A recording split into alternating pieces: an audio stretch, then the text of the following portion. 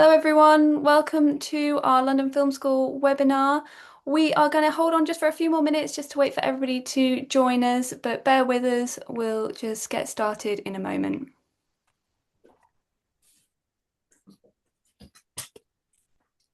It's lovely to see three producers gathered in the same virtual space. Piers has the window with the big view. This is the Leeds versus Studios view, which is actually very clement skyline at the moment. So it's sunshine. It's not raining anyway, so we're happy. I've got the view that at the moment least looks like a film school. Although if I walked through into the atrium, you'd see the cinemas below us. The industry trading floor. but bizarrely, this is the bit where when I walked into the school 2 years ago, I found that poster, which is Michael Mann's Manhunter, which is a film, bizarrely, that I distributed back in the late 80s. And so that is my poster, in fact. Excellent. So it was really weird. And I immediately commandeered the poster and insisted we put it on the wall of my office. Alex, where are you physically? Are you up north?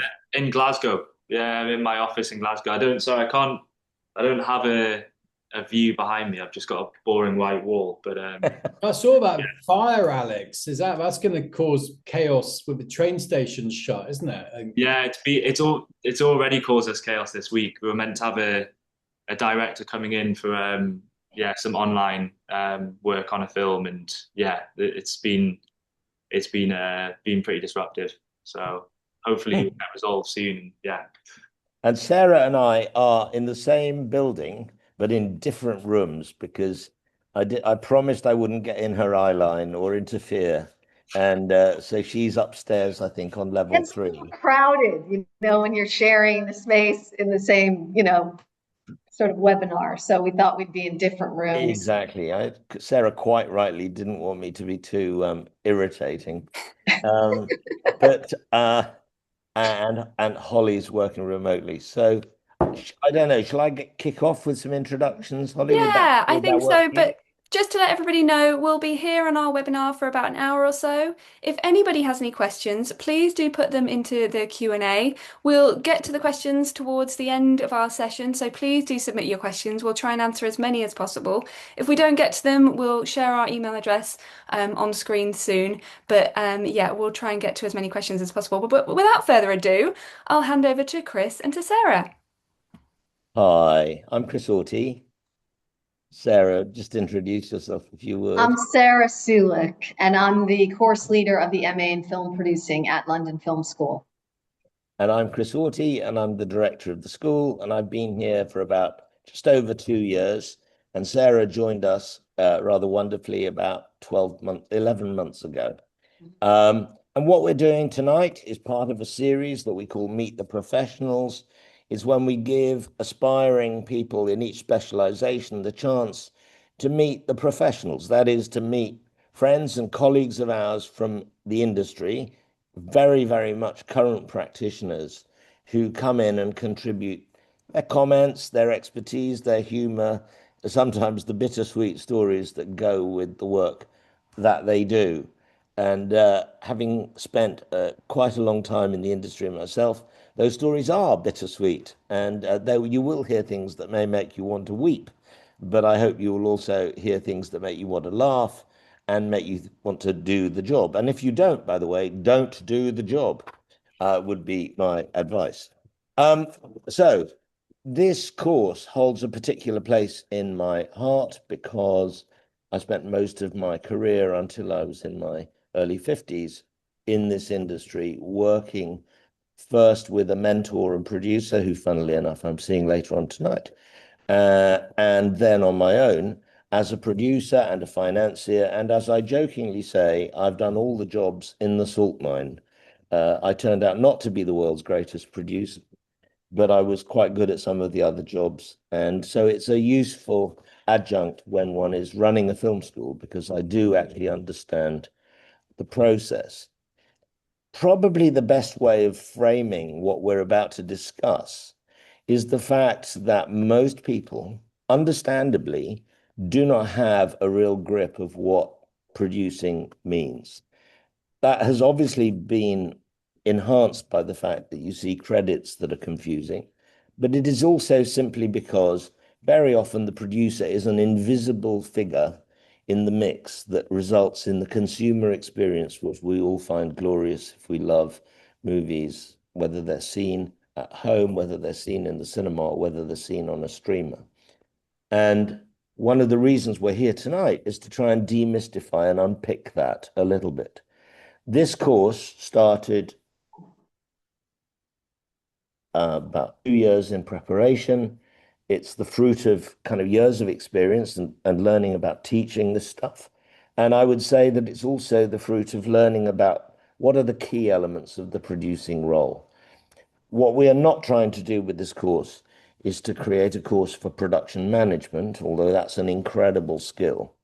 What we're doing here is thinking about the producer as somebody who starts perhaps with the kernel of an idea or a book or a director partner and begins with that germ of an idea of what might be a fun story to tell and a situation, and then progresses it through that long journey that takes them into the story, the script, the evolution of ideas of the casting, and crucially, from a producer's point of view, where to get the money and how to pull that together, which is a mystery, but it is also a bit like cooking. Great cooking remains a mystery, but the basics of cooking remain absolutely something that you can read in a recipe and replicate yourself. I know because I've done it. So without further ado, let me introduce, I'll very briefly thumbnail sketch them for you. Sarah, who is the course leader of this course and who I first met, in fact, at a film festival, translating into French her comments on her own film, The Trouble with Jessica, which was at the Dinard Film Festival in France, and that was about 4 years ago, I think. Piers Tempest. 2023, yeah, 2023. 2023, there we go. So 3 years ago. Piers Tempest, who some of you will absolutely be familiar with his work because his film, I Swear, was very, very successful over the last few months. A huge indie hit. If ever a demonstration was needed that independent cinema is not dead, it was I Swear, a film which also features an extraordinary performance and which was acclaimed at the BAFTAs and led to a little bit of controversy at the BAFTAs too, but a film that therefore was very much front of brain and has been very, very commercially successful. And then Alex Polunin. Alex and I met really very recently. Again, it was a film festival that was the, if you like, introducing factor. Alex was in Berlin. A mutual friend suggested that we should meet. We met for coffee, bizarrely, in the office here in London. And Alex has become a very successful producer, having trained originally on the West Coast in the States, but being originally from the UK and now in Scotland, in fact. And he has just produced and just premiered a film called A Filipiniana. And Filipiniana is the feature film adaptation made with a significant amount of finance from Film 4 of a grad film, a short film that was made here by its director, Ram. So he is a unique position to talk about working with alumni of the film school. And it's a great pleasure to welcome you all to the London Film School, albeit in a virtual environment. And briefly, if I may, and Sarah, if you could race through your own achievements and then talk very briefly about the course. We'll come back to it later. If you could just introduce yourself and then we'll move on to Piers and Alex, who are our guests for the evening. Great, sounds good. So I am originally from the US and I went to study at UCLA. I was actually studying theater at UCLA. And then when I graduated, I decided I didn't want to be involved in that kind of world over there. And I wanted to live in Europe. I wanted to learn languages. So I moved to Spain initially and then on to France. And then I kind of ended up in London as a sort of, I call it an accident of destiny. And I've lived here for many years. So I ended up doing a master's in film in the UK in London. It was an MA in cinema and television studies, which was actually kind of what was available at the time. So it's a really wonderful feeling to be the leader of this course in film producing, which is something that I wish I could have done, back in the day, because it's equipping producers or potential producers with all of the skills and the knowledge and the understanding of the way the industry works. And I think it's invaluable if you are interested in producing. So one of my first jobs out of my sort of film school was working for a producer. So I did 2 weeks of work experience with a producer named Sarah Radcliffe, and that turned into 6 months because she needed somebody who could speak a bit of French and a bit of Spanish. There was a French actor involved in a project. There was, it was going to be shooting in Spain. So I ended up working there for 6 months, and I kind of caught the bug of producing from her. But then I ended up taking a bit of a detour, and I went into film acquisitions, and I worked at an international sales company, which was very useful for me. I worked there for 3 years at a company called Renaissance Films. And doing a job like that, you really learn about how films are, made, but also how they are then valued and sold internationally, and the kind of business to business transaction that happens between international sales companies who represent films for producers, and how they sell films to distributors in territories around the world. And that's a very important kind of part of the film value chain that you learn about on the MA in film producing. So I did that for a few years, and then I diverted into film development. So I, was head of development at a production company for several years. And then I realized I wanted to produce. And so at a certain point, I took the leap into developing my own films, forming my own company, and then raising the finance to produce my first film, The Waiting Room, which I made as my first feature as a producer, and then was lucky enough to get it into a film festival and sold it to Lionsgate in the UK and IFC Films in the US. And then I went on to make further films through my company, Bright Pictures. At other times, I worked for other producers. So for example, there's a film on this slide called Off the Rails, and that's something that I was an executive producer on, working with a theater impresario and producer named Bill Kenwright. So that was a sort of, another thing that I did, which is important to understand if you're thinking about producing, that you can produce your own projects through your own company. You can also be hired as a producer by someone else. And there's a film here called Niyat, which I, again, was a co-producer on for an Indian production company and Amazon Prime India. But it was shooting in the UK, and I had a relationship with the director, so I was hired to co-produce that film.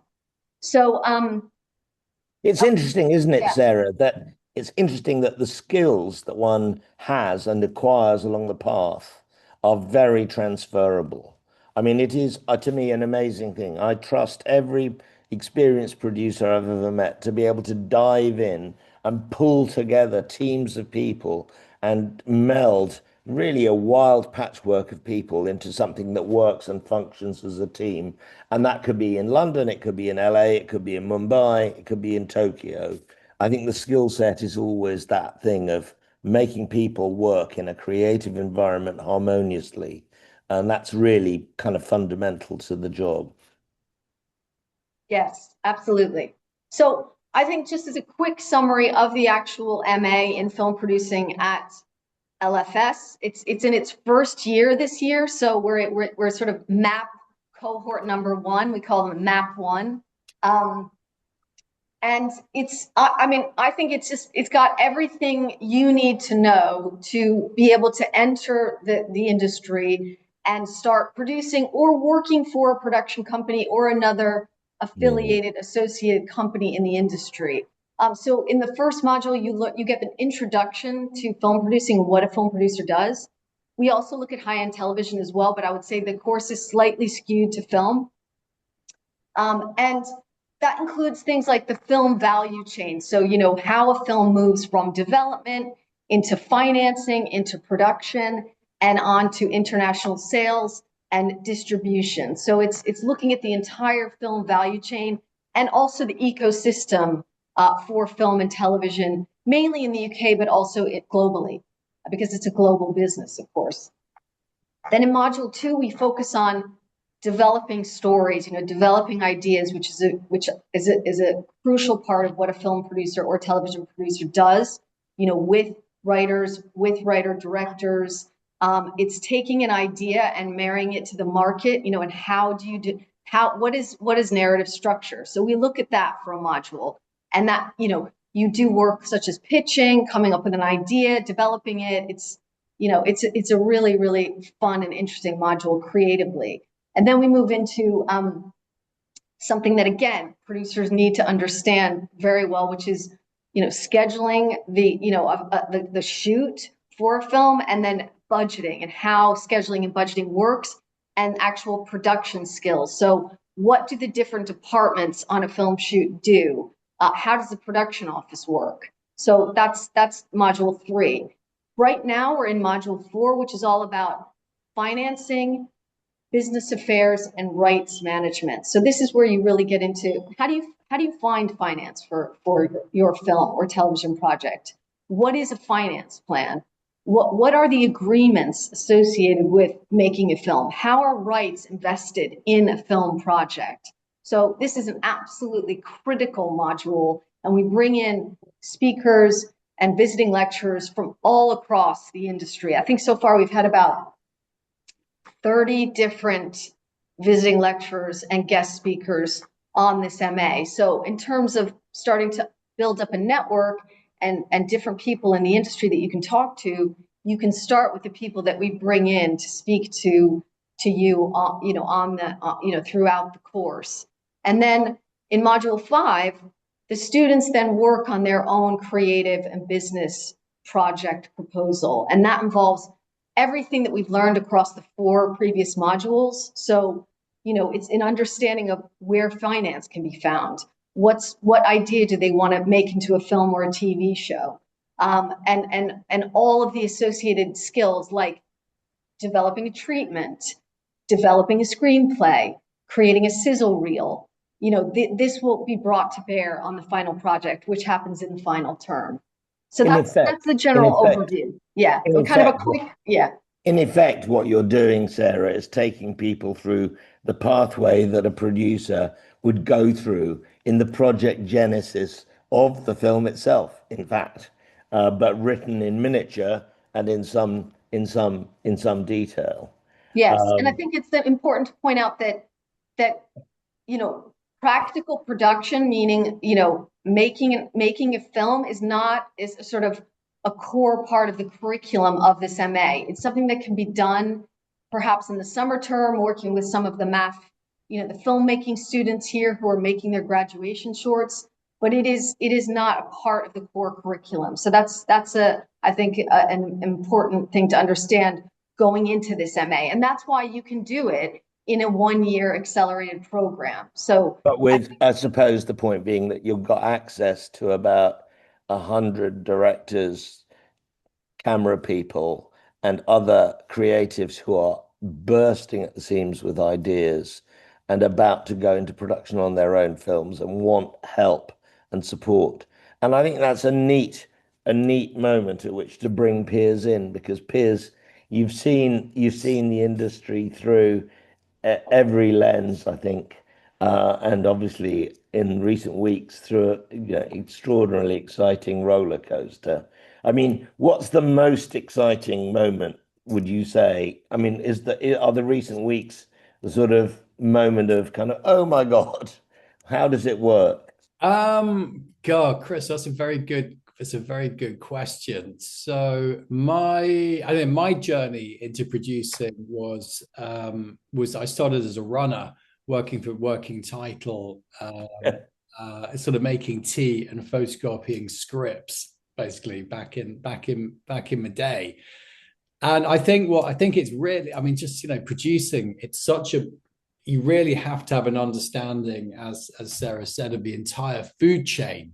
Which is so you need to have, you don't have to know everything about everything, but it's just having that overview is such an important thing for a producer in terms of understanding, of course, the finance, how scripts are optioned, how to deal with writers and agents and directors, how to develop, how to raise finance, how the international market is, and just have a sense of audience and how money is raised, and co-productions. It's great to have all that overview, and especially to understand the skills needed to produce effectively, which I can tell you you need a lot of people skills, basically, because it's a people industry.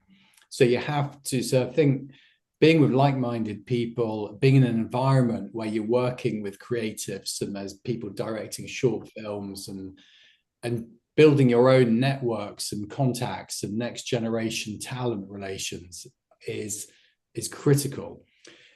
And it's completely vocational. It's a nuts job, as someone said to me, it's a thankless task, because if a film does amazingly well, the director gets all the blame, whereas if it doesn't work, the director gets all the praise, but if the film bombs, the producer gets the blame. So what is brilliant is when you are a producer, the only people that can understand how difficult it is and how rewarding it is and what a crazy job it is other producers. Correct. Correct. 100%. The four of us probably have more in common. I know.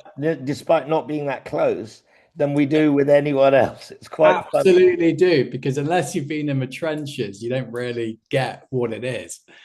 And that's one amazing thing is I can talk to a producer from Colombia or America or Australia, and just having a brilliant shorthand, because we've all been through dealing with maybe a difficult director or a sort of an unreasonable actor or something. It leads to the observation, which I think gives people a slightly different understanding of the industry, that as a producer, it's possible to ring someone you don't know about an actor or a director or a piece of work or for a piece of advice. And as long as you're honest and keep your mouth shut, they will talk to you and they will say, oh yeah, I would suggest you think about the following or this or that. And it's like the code of silence is the only condition. But apart from that, you will share a lot of information and a lot of advice. And I always found that incredibly heartening. Yeah, it's true. And also the other great thing about producing is vocational as well, because it's not 9 to 5. You've got to love it. You've got to love turning ideas into it's an industry, turning them into a product, which you're then selling. But it's just you've got to, I personally love it because you're using your left-hand side and right-hand side of the brain. It's part creative, it's part business. It's also project orientated. So it's not, so you are working on one project, and that's why I don't do TV, because it's, I don't want to be shooting for 40 weeks. I like a kind of, 7 to 8 week shoot on a film. And then you can, then you're obviously moving on to the next one. And every film you make, you learn a huge amount. I'm constantly learning on every film, because they're always different. There are always different problems to solve. And it's a very, very fulfilling career. And especially when you make something like I Swear, which we're always looking for that critical and commercial success, which again, it's I Swear, luckily you hit the double bullseye. It's a bullseye. You hit the double C, critical and commercial success. Yeah. I know. Who knew? Yeah, exactly. And it's so that's immensely rewarding. And it's great. It was fascinating, because I think it wasn't the first time we'd met, but you came and you screened that film to the students before it was released. Yeah. And the reaction in the room was electric. Yeah. And the students' response to you and your partners was unbelievably strong. And I just thought in that moment, yes, launching this new course is a good thing. People have to understand the producer's role in this process. It's so material to the whole thing. It's creating not just a dream, but a reality. It is. The producer, it's largely, it's, you know, to me, it's largely, it's servicing the director's vision as well. So it's really, you know, working very closely with the director that, you know, you will hire, and they are the creative vision for the film. And your job as a producer, my job as a producer, is to try and give them the tools they need to, you know, excel at that, at delivering that creative vision. And the thing which is very heartening for the UK industry about I Swear in particular is that it is a truly independent film without having to, you know, it does not have a Robert Aramayo, even when though he's won 2 BAFTAs now and is probably in a different zone, he was not a known bankable actor when we made the movie. So it's a big risk. So it's really heartening. If a film plays and plays well, then it can succeed. I think audiences now are responding to more originality in cinema now. So it's like, look at Sinners, which is it's not a franchise, it's not a superhero movie. It's a very, very original, excellent bit of work. So I think the audiences are getting a bit tired of by the number, by the algorithms. So our job is to try and make these amazing performance pieces, which audiences can have empathy with, which is really what cinema's about. It's a perfect point, if I may, to pull in Alex, who, apart from the indirect connection with the school through his director and through Filipignana, is very much an indie. I mean, you went to film school on the West Coast in the States. You did a year there. You built yourself a bit of a network. And since then, you basically built an independent career effort. I mean, would you like to just explain a little bit about how tough and how fun or not fun that journey was? Yeah, you have these peaks and troughs. And like Piers was saying, obviously, with the success of a film like I Swear, which is, you know, it's phenomenal to think of all of the odds that were against that film and the success that it ended up having.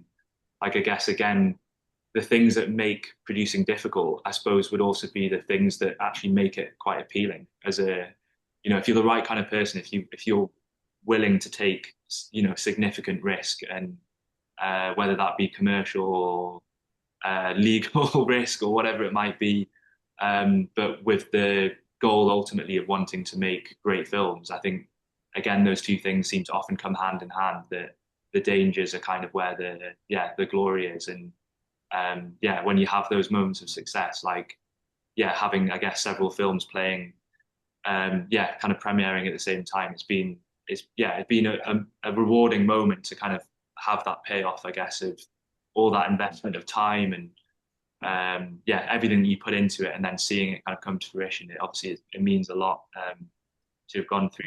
You have a sort of regional pace as well, in the sense that very like backed by the sort of funders in Scotland, and Ossian is the Scottish government. Yeah. So you, in a way, you're doing something for the Scottish creative economy, which is kind of unusual. And not many people have done, actually, which is to be local, but global. Yeah. Because nobody could say Glasgow is necessarily connected with Lagos or Manila. But somehow you've drawn that thread.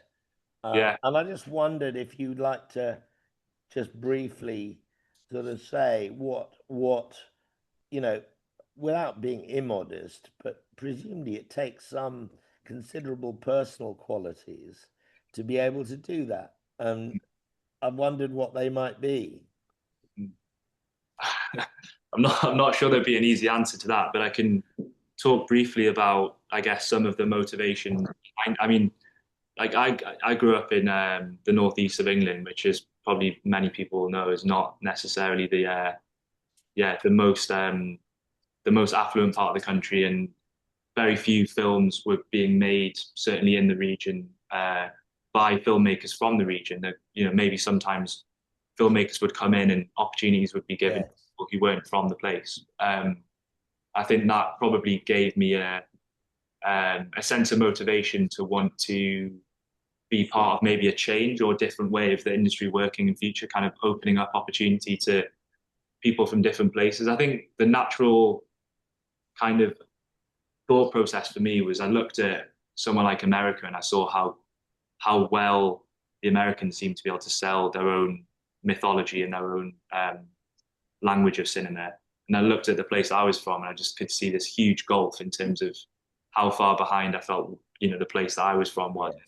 Being able to translate stories that are from a certain place to an international audience. So I think that basically made me then go on a journey of like, I wanted to understand how it was that the Americans were so good at doing that, and think about a way of then maybe returning and trying to build a company myself that could actually be part of that. Thinking about a different way of UK cinema selling itself, which, and I guess a big argument for me is why does a company have to be based in London to be operating in that way and to be more international? And from like Piers, I've spent time at Working Title early on in my career as well, and saw how well they had done that as a British company and was really inspired by that. And also felt maybe there was, just an opportunity to kind of approach that in a slightly different way as a regional company, and just for that to be a point of difference and maybe an exciting way to contribute to a greater sense of diversity in the landscape of cinema in the UK.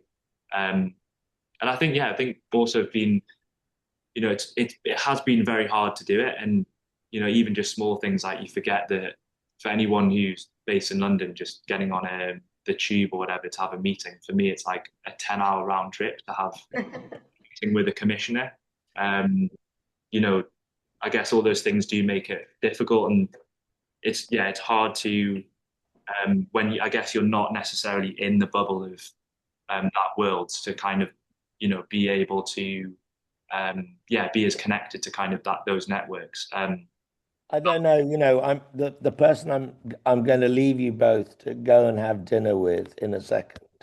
And I do, excuse me, but he was my mentor and he brought me into the industry, and he's a bit of a legend, and that's Jeremy Thomas. I mean, I remember him saying, I remember once asking him, why don't you ever move to LA, Jeremy? And he said, oh, it's far better to go raiding, and then come back with the spoils, brief visits, than it is to become too familiar. And I always thought that was wonderful advice, because we used to do that together and I learned it from him.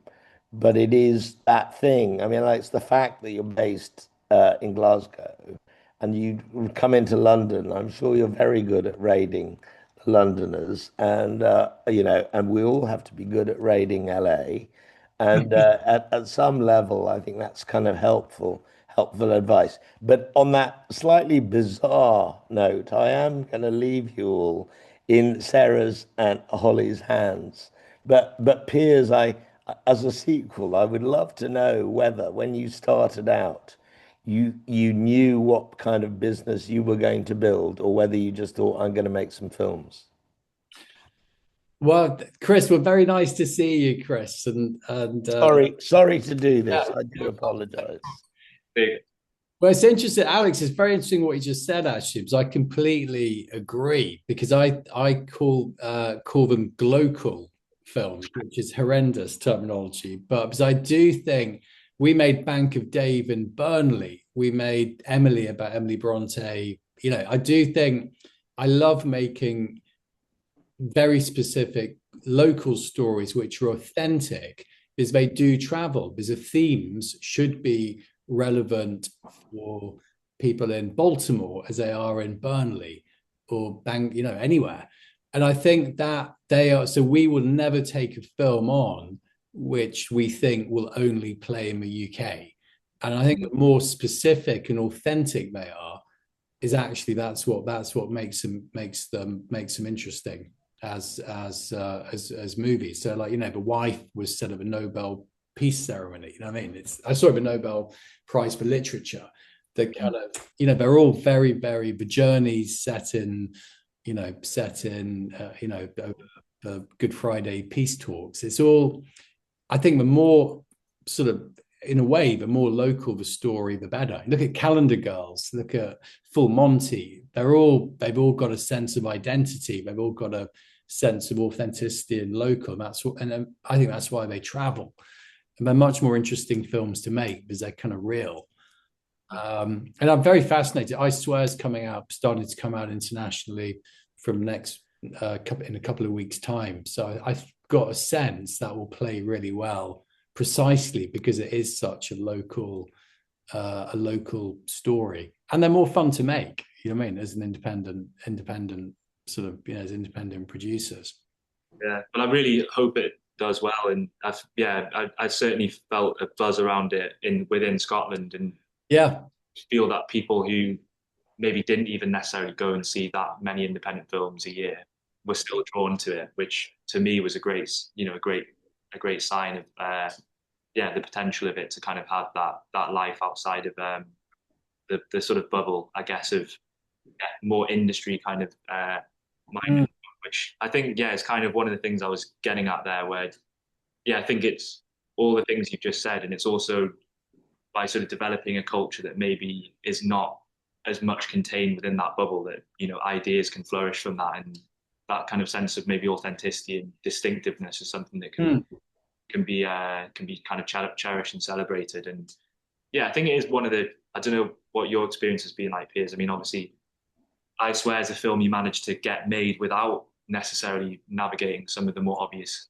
gatekeepers, but there is that kind of dilemma, isn't there, where there are really a set number of gatekeepers in the UK in terms of people that decide what films do and don't get made, certainly with a certain kind of funding, and kind of needing to navigate those expectations of those commissioners alongside a desire to make films that you truly believe are, have that potential to be very distinctive and authentic, and hopefully appealing to a wider audience and to travel.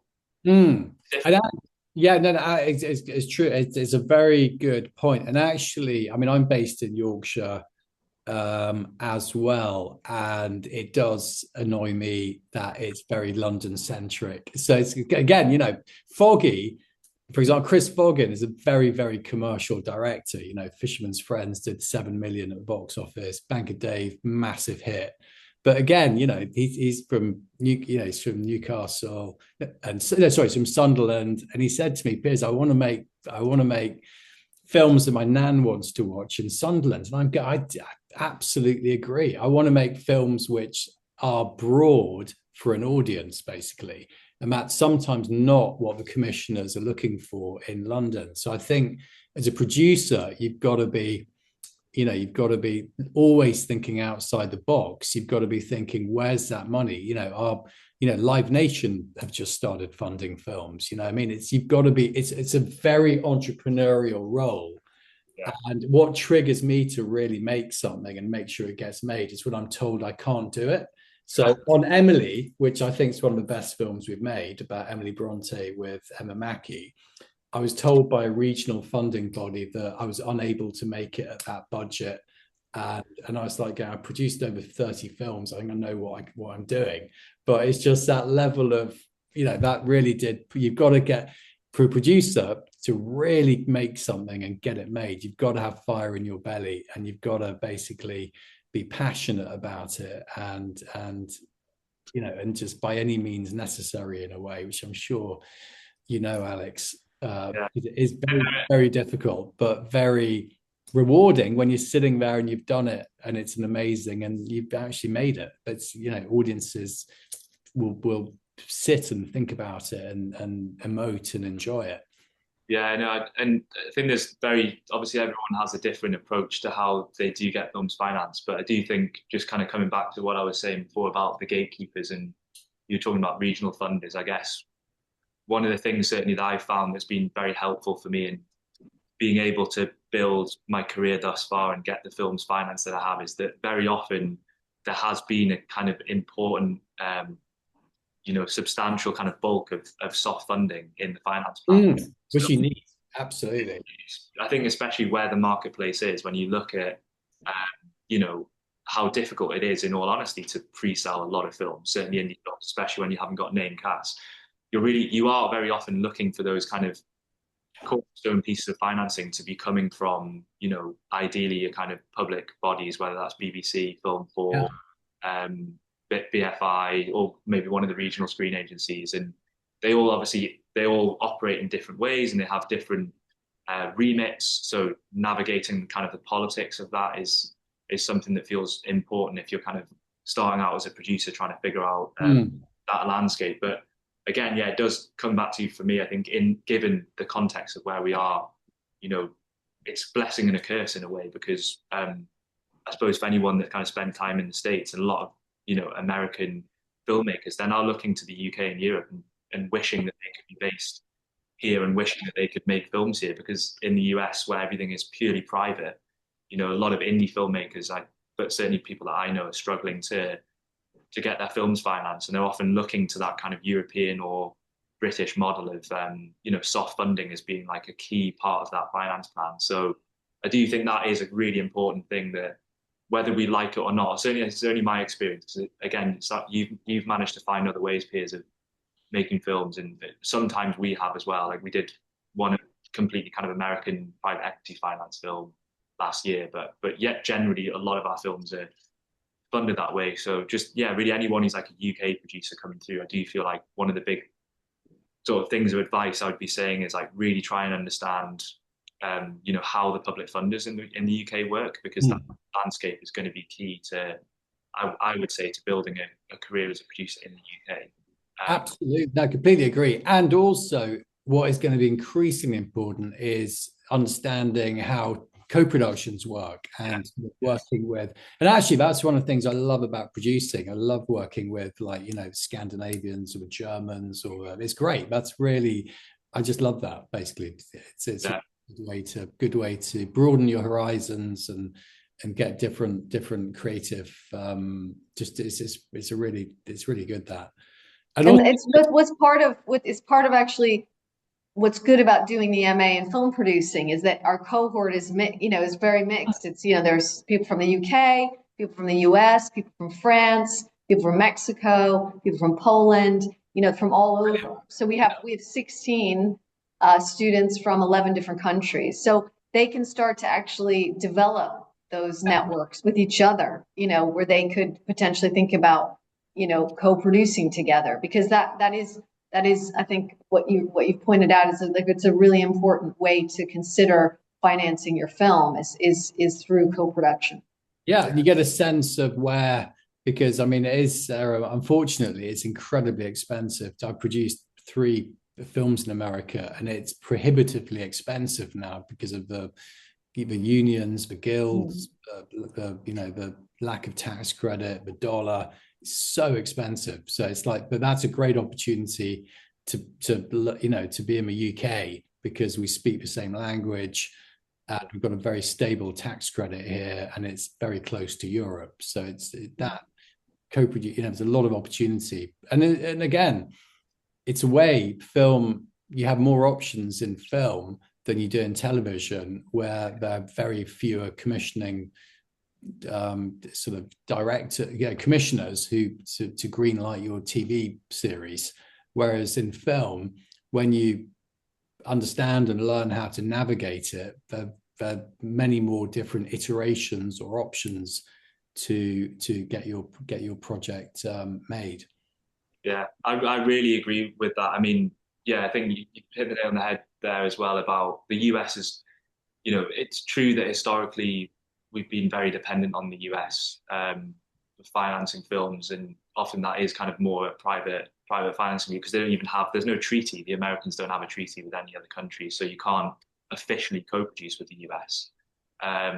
So it's always that was just a very different model, really, wasn't it? And obviously that is still happening, but I do think it has been a bit of a wake-up moment for a lot of people in realizing that, working with other countries where we do have treaties is it's there's an opportunity there, because with what I was just saying before, you have a certain level of soft funding available in any given territory, and often that's also kind of partly indicative of the fact that that is a marketplace. Like one country is a marketplace that maybe pays a license fee that means that BBC has a license fee that it can spend on films, but that can only go so far. So that's only one market, and films are meant to be international. So if you're building a finance plan from scratch that's recognizing the potential in several territories to essentially kind of pre-buy a film, in inverted commas, even though it might not be an actual pre-buy, but putting money into it in different ways that incentivizes that film to happen, then really you are de-risking. You're kind of spreading the risk over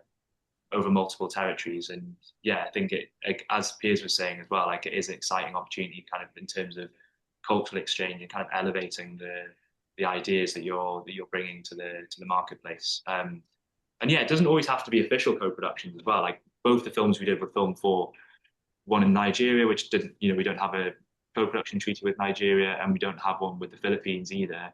They were both essentially unofficial co-productions. But to your point, Piers, I think one thing we are quite interested in is looking at other English language countries that we can co-produce with more, because to everything you just said, you're kind of still, in theory, you can still be making films that will do well in the domestic market by being English language.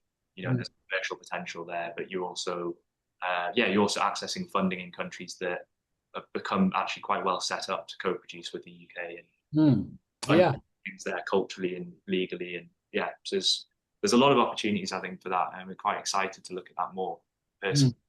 And you've also I think the producing course is great as well, because to get a broader overview of what the market's doing in terms of streamers, theatrical distribution, and how that's coming back online after post-COVID, which territories are it's getting a sense of where the market is. It's like, China was very active in purchasing, which is now dialed back a bit recently in the last two markets, as was Russia. That's gone. That's now less so. And I think Sarah, you and I both had experience with foreign sales companies, which is absolutely really interesting. Then did you see how the values are for pre-selling, as Alex was talking about, and just getting a sense of what is actually, the stream, what works for streamers like Netflix and Amazon is very different to what works for a theatrical distributor. And for example, does it compromise you selling UK rights to a streamer? Is that going to compromise you selling theatrical rights internationally, or does that, so it's getting all that nuance. Yeah, and we have producers come in and give these kinds of case studies. For example, we had a producer named Rob Watson who talked about making a film called The Power, which was a very low budget horror movie that was financed by public funders. And it kind of came up against COVID. It was released during the pandemic, so it had certain difficulties. But then he went on to make a film that was financed entirely by Netflix. And he talked a lot about the differences in those two approaches and what that means. So I think, it's very true that on this MA, you're getting kind of up to the minute, what is happening in the marketplace right now. I mean, today we had the head of business affairs from Hamm in to talk about, sales agency agreements, how territories are valued. We looked at sizzle reels of films that they had just been selling, over the past year or two. And that kind of, sort of industry facing information, I think, is invaluable. And, one of the key things we did in the previous module 3, was we all went to Berlin, and we, took part in the Film School Summit, which was an inaugural program there this year, where the students got to get a tour of the EFM, the European Film Market, which takes place in Martin Gropius-Bau. They got to see films in the festival, and they had a one-day summit with, a panel of speakers from all over the world. So that's amazing. It was a really amazing experience for them. And they met people like Sophie Okonedo, who had a film there called Mouse. They had Peter Carlton doing a master class about adolescence, but also, how how Warp Films works, So, I mean, it was a really, really invaluable experience for them. So, and it's something we obviously want to continue in future years. So I think you're getting something, I think, pretty special. And, I think you're also really getting an understanding of what a producer does and how producers work with writers and directors, which was, Alex, something that we had been speaking about earlier. A creative producer works very, very closely with writers and directors. And that's a big part of what we talk about in the sort of creative module of the MA. It's sort of how that relationship works. Yeah, I do think that, yeah, if anyone is thinking about if anyone is kind of aspiring to wanting to be a producer, I do think in the current climate, I know lots of people have had different ways in, but I do think that being in that environment in a film school is a really good kind of foundation for building a career as a producer, because I do think a lot of it does boil down to the relationships that you build, with your peers. Like if you do end up, working together with directors that you meet through the school, I think that is a very genuine pathway to actually building a career as a producer, is kind of those relationships. I think something that for me, I've always thought is very appealing about London Film School is how international it is in terms of, not to knock like other film schools in the UK, but I just think it's the one that's always really stood out to me as being more outward looking, as being, the one that's really bringing filmmakers in from a lot of different backgrounds around the world to, come together in that environment and to learn and obviously work on ideas and develop ideas and make films at that early career stage. And I do think that is a very good environment to as a foundation to building a career, because you're exposed to those different ideas, you're developing those key relationships, you're in an environment where you're just really preparing your mind for what is actually going to be required to succeed in the industry. And a big part of that is going to be those relationships you have with, if you're wanting to be a producer, the relationships you have with directors, and really looking at how to build your career from that. It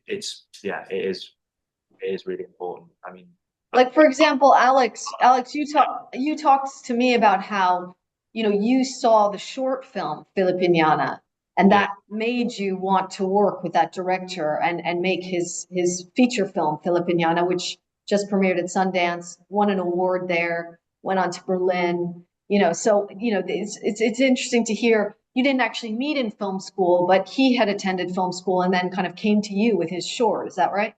Yeah, I think I had spent enough time within that kind of circle of just being very interested in filmmakers coming out of film schools generally, like not just necessarily LFS, but also other film schools. I think that kind of circle of people that were coming through was just they were really on my radar, and so that's kind of how I kind of came across Raphael's work, I guess. But yeah, I just think it's a really vibrant and perhaps just from a wider industry perspective, slightly undervalued kind of ecosystem within the industry, because ultimately the new talent is very often coming through these film schools, and that's where they're forming their ideas about the films that they want to make and the ways that they want to work. And Raphael's like a really good example of that, where his short was an LFS short film basically, and when we wanted to actually make the film, we had to option the rights in the short film from the London Film School. So that goes to show in a way how important the London Film School has been in that process of bringing a film to the world that's ended up, having the success that you've mentioned. So, I think it's a very valuable opportunity. I think if you have that, if you ever have the opportunity to do a course like this one, I would definitely recommend it in terms of building a foundation for a pathway into the industry that is. You were talking about this before, Sarah. Like there are different ways in, but I definitely think relationships with directors, if you want to be a producer, that you forge at film school is like a very, very viable route to building a career. That's all really interesting. And you know what? It's so funny that you should mention the internationality of London Film School. Just earlier this afternoon, I saw some data, and currently we have enrolled 61 different nationalities, in our student body. So I think that backs up that point entirely. We are running out of time, so I did just want to open up our webinar to any questions. We have had one question submitted in our Q&A, and I think, Alex, this might be one for you. We've kind of touched on it already. The question from Minnie is, what is the film industry like in Scotland? Would you say it's moving away from being entirely London-centric in the UK? Gosh, in a way, there's like two parts to that question, aren't there? Because is the industry moving away from being London-centric, and then what's the film industry like in Scotland? I definitely think there has been a shift in the last however many years. Like, I don't know, Piers, what you think as well, like when you attract this to, but there's definitely been a very significant drive for there to be more regional activity in the film industry in the UK. And I think that probably Scotland, for me, and it's one of the reasons, I mean, being from the Northeast is geographically close to Scotland, so that made a lot of sense for me. But probably Scotland is the most competitive place, I would say, within the UK in terms of incentivizing, inward investment into production in a region of the UK. So I think Scotland is kind of probably a leader in that, in this sort of change in terms of this push for their drive for there to be more regional production. Whether the industry as a whole is moving away from being London centric, I think that's a bigger question, and there's maybe a question in whether that will ever happen, because most countries, tend to always favour the capital as being the place where the most, cultural or economic activity is happening.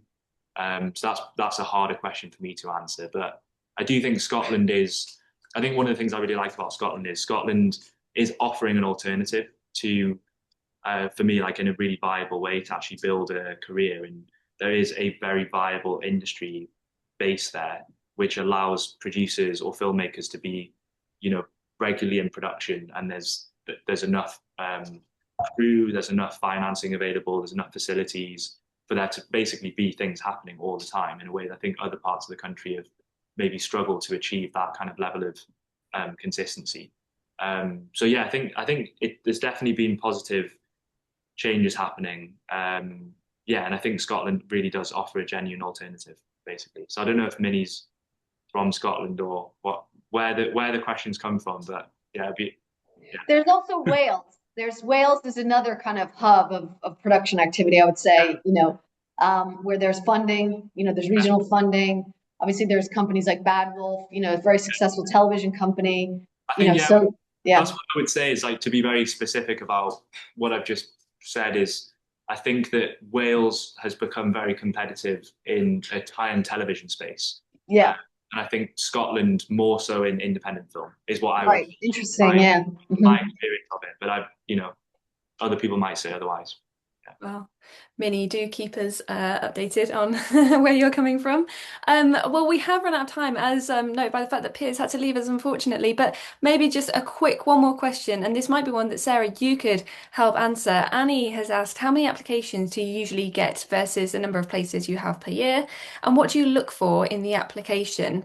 And I can jump in and say applications are open now, if you are interested, but Sarah, you might be able to answer that better than me.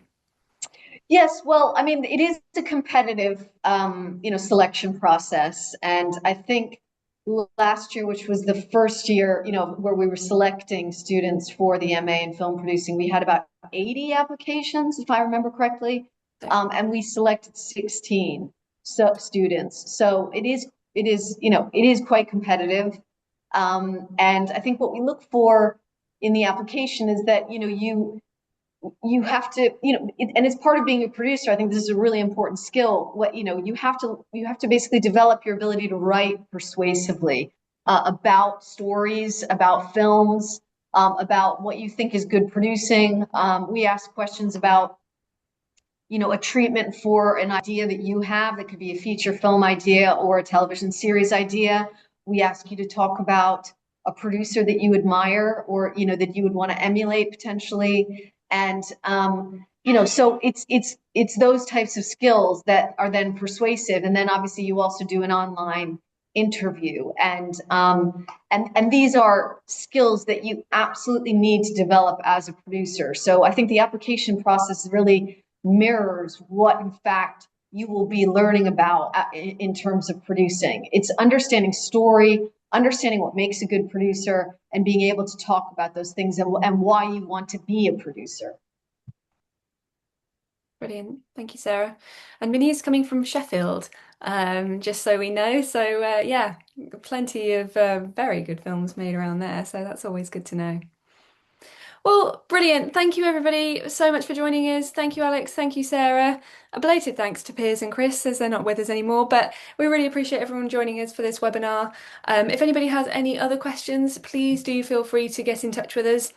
The best email address to use is admissions@lfs.org.uk. There's admissions@lfs.org.uk. And that's it from us. Thanks, everybody. Bye. Thanks so much.